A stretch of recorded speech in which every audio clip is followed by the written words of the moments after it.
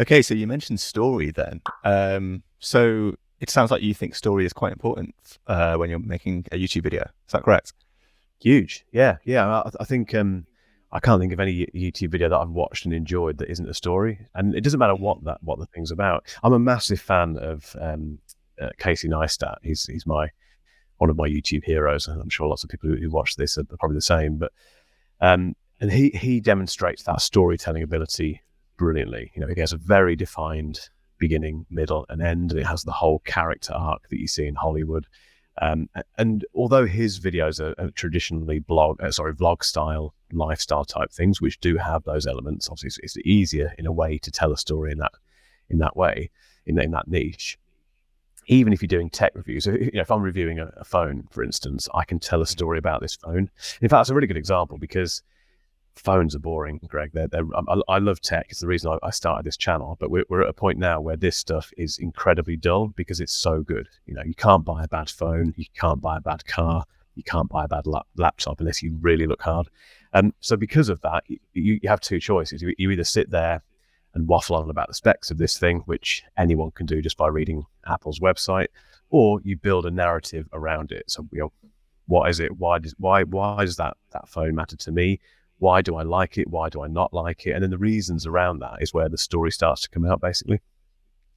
Okay, that's really interesting. I'm sure a lot of people watching this, they create educational content, informational content, and they wouldn't necessarily have thought about including story into those videos. I think there's something that you just need to give as much information and as much value as possible in these types of videos.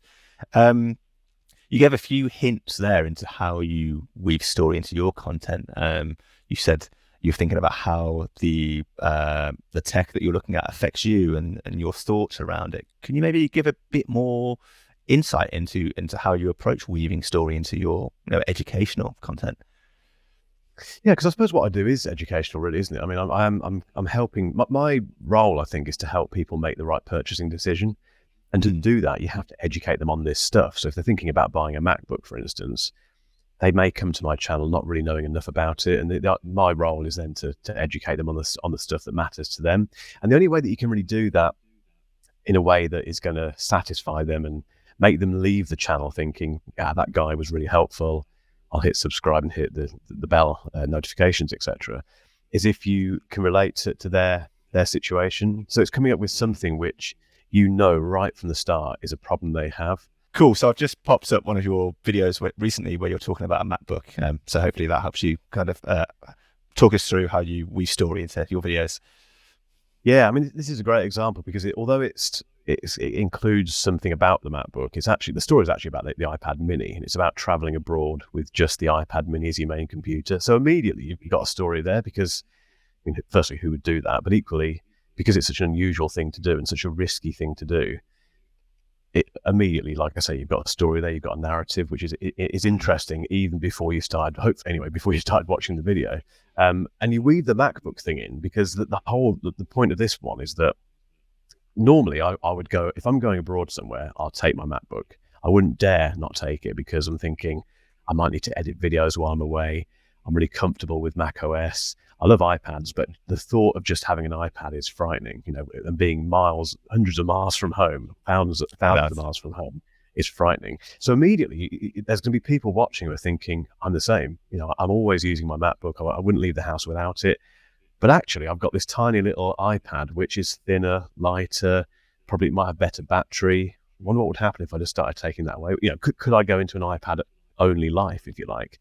So that's how that story will hopefully resonate with people who are fed up with taking their MacBooks out and breaking their back and that sort of stuff. And that video is a great example really of where the story is very obvious from the start.